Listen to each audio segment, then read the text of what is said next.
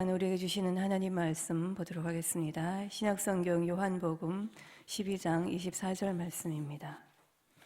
제가 보는 성경으로 신약 168쪽 요한복음 12장 24절입니다.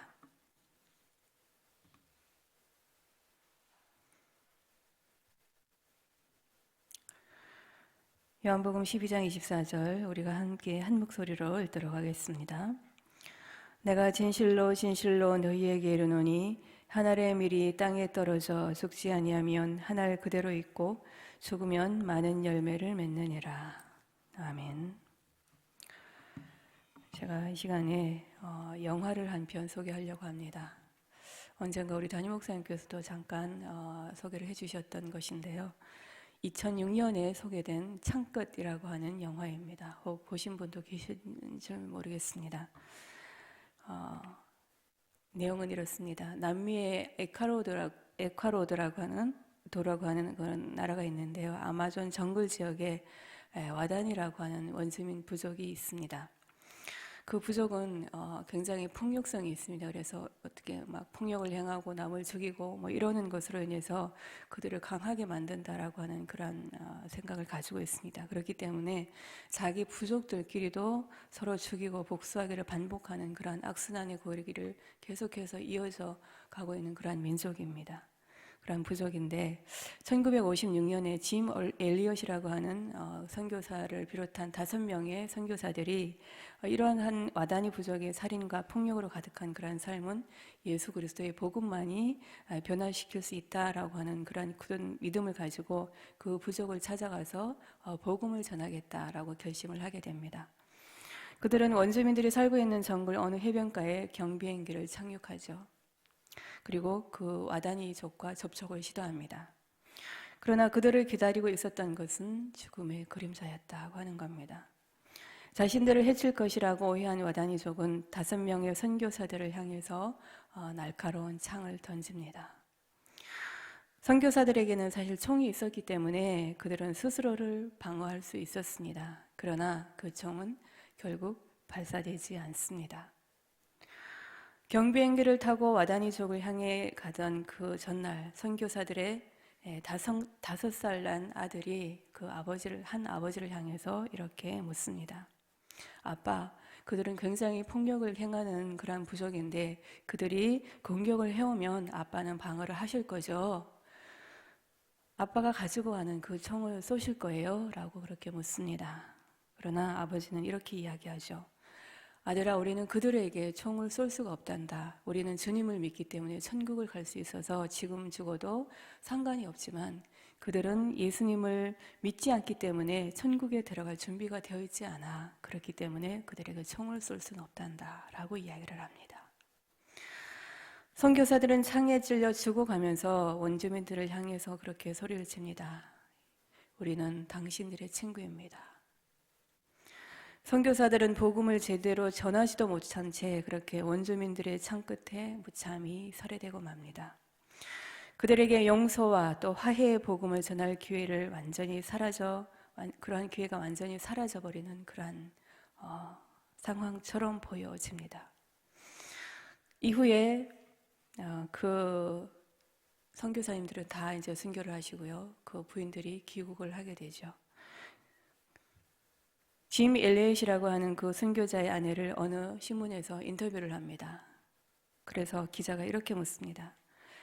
그렇게 가서 한 번도 복음을 전하지 못하고 죽어버린 그 선교사님들의 그 죽음이 너무나도 안타깝지만 그 죽음이 불필요한 죽음이 아니었을까요? 쓸데없는 낭비적인 행동이 아니었습니까? 라고 그렇게 묻습니다. 그러자 그 아내는 기자를 똑바로 쳐다보면서 이렇게 이야기를 하죠. 낭비라니요. 절대로 그렇지 않습니다. 남편은 어렸을 때부터 그 순간을 위해서 준비했던 사람입니다. 그는 이제야 그 꿈을 이룬 것뿐입니다. 남편의 희생은 분명히 많은 열매를 거둘 것입니다. 라고 그렇게 이야기를 합니다. 이야기가 여기에서 끝나버리면 재미가 없죠. 이 젊은 선교사들의 아내 5명은 어린 자녀들을 부둥켜 안고 다시 남편이 순교한 그 밀림으로 돌아갑니다. 그리고 남편을 죽인 그들을 위해서 언어를 배우고 그들과 함께 생활을 하면서 또 상처도 싸매어주고 농사법도 가르쳐주고 교육도 하면서 그렇게 원주민들과 함께 살아가기 시작하죠. 많은 시간이 흘렀습니다. 와다니족 추장이 어느 날 선교사 부인들을 찾아옵니다. 그리고 이렇게 묻습니다. 우리를 위해서 이렇게 애써 수고하는 그 이유가 도대체 뭡니까? 부인이 이렇게 대답하죠. 당신들은 우리들의 남편을 죽였지만 그럼에도 불구하고 우리가 다시 여기에 찾아오게 된 것은 바로 하나님의 사랑 때문입니다. 이후 와다니족은 아주 놀라운 일이 일어납니다. 그 부족 전체가 예수님을 영접하게 되었다라고 하는 겁니다. 그리고 그 청년 중에 그 부족에 살고 있던 그 원주민 청년 중에 한 명은 목사가 되었습니다. 짐 엘리엇 선교사가 대학생 시절에 쓴 일기장에 이런 글귀가 적혀 있다라고 합니다. 결코 잃어버릴 수 없는 것을 얻기 위해서 그리고 지킬 수 없는 것을 버리는 자는 절대 어리석은 것이 아니다. 이 말의 뜻은 결코 잃어버릴 수 없는 것, 즉 영생을 얻기 위해서 지킬 수 없는 것, 즉 이 세상에서의 생명을 아끼지 않는 희생, 그것은 결코 어리석은 일이 아니다 라고 하는 의미가 되겠죠. 영화 창끝은 다음과 같은 장면으로 끝을 맺습니다. 순교한 네이트 선교사의 아들 스티브가 장성했습니다. 선교사들을 죽였던 와다니족의 추종도 이제 나이가 많이 들어서 거의 죽을 때가 되었습니다. 어느 날 추장은 스티브를 자신이 선교사들을 창으로 무참히 찔러 죽였던 장소로 데려갑니다. 그리고 그 아들에게 창을 건네주면서 이렇게 이야기를 하죠. 내가 너희 아버지를 죽인 장본인이란다. 그러니 아들인 너가 그 창으로 나를 찔러라. 스티브는 그 순간에 인간적으로는 참으로 분노와 또 절망 속에서 그리고 아버지에 대한 그리움과 이런 여러 가지 복합적인 감정이 막 몰려오면서 한순간 몸이 떨려옵니다. 그러나 이내 말하죠. 아무도 내 아버지를 죽이지 않았습니다. 내 아버지는 스스로 자신의 목숨을 내어준 것입니다. 라고 이야기를 하면서 진심으로 그를 용서하며 창끝을 돌립니다. 이것이 바로 우리 주님의 사랑법 아닐까요? 예수님은 가룟 유다가 배신해서 어쩔 수 없이 십자가에서 죽으신 것이 아니라 우리를 지극히 사랑하시기 때문에 스스로 자신의 목숨을 내어준 것입니다. 주님은 그 사랑 때문에 생명까지 우리에게 내어주셨는데 그 생명을 그리고 그 사랑을 받은 우리는 과연 무엇을 어떻게 하고 오늘 살아가고 있을까요? 얼마나 헌신하고 있는지 또는 얼마나 희생하고 있는지 얼마나 사랑하고 있는지 얼마나 주위에 배려하고 있는지 얼마나 양보하고 있는지 우리가 얼마나 하나님 앞에 기도하고 있는지 또는 얼마나 슬픔과 아픔을 같이 하고 있는지 얼마나 옆에 있는 사람들의 허물을 덮어주고 있는지 스스로 한번 돌아보십시오. 와다니족이 무기로 삼아 수없이 많은 사람들을 죽이고 상처 주었던 그 뾰족한 창끝, 그 창을 오늘 우리도 가지고 있지는 않습니까?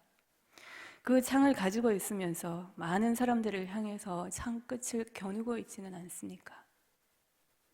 꼭 손에 들고 던져서 상처를 내야 그게 창은 아니죠. 창은 여러 가지 의미로 우리가 생각을 해볼 수 있습니다. 우리는 하나님의 나라를 향해서 나아가는 삶의 여정 가운데 많은 환경과 그리고 상황과 그리고 관계 속에서 살아갑니다. 그 삶의 자리에서 우리들은 주님이 원하시는 꿈과 비전의 사람으로 더욱더 세워지고 그리고 쓰임 받을 수 있도록 늘 자신을 훈련하며 말씀 안에서 성화되어가는 그러한 인생이 되어야 할 줄로 믿습니다. 대림절이 다가옵니다. 대림절은 주님께서 우리의 죄를 사해 주시기 위해서 아기의 모습으로 이 땅에 오시는 절기이죠. 주님 오시는 이유가 뭡니까? 그 목적이 뭡니까? 다 알고 있으신 것처럼 사랑이고 희생이고 섬김이고 용서이지 않습니까? 한 해를 보내면서 우리가 용서하지 못했던 또는 사랑하지 못했던 또는 섬기지 못했던 그러한 사람이 없는지 돌아보실 수 있기를 바랍니다.